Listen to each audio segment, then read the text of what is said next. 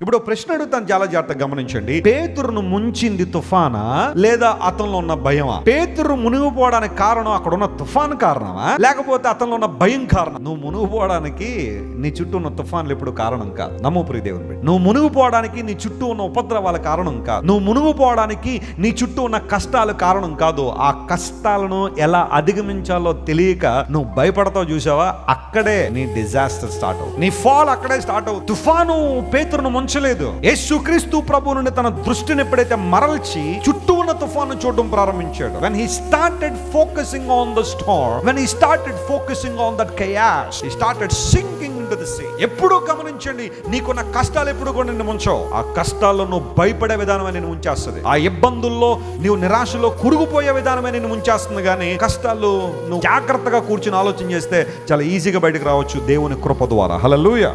దేవుని సహాయంతో నువ్వు బయటకు రావు. ఎంతమంది రాలేదు, ఎంతమందిని దేవుడు విడిపించలేదు. కొంతమంది అంటే వెసిలి గారు ఇంకా అయిపోయిందండి, ఈ అప్పుల బాధను నేనైతే బయటకు రాలేనండి. నీలాగా మాట్లాడిన వాళ్ళు చాలా మంది ఉన్నారు. ఈ రోజు దేవుడు వారిని అనేక మందికి ఇచ్చేవాడిగా చేశాడు. Praise the Lord. హల్లెలూయా.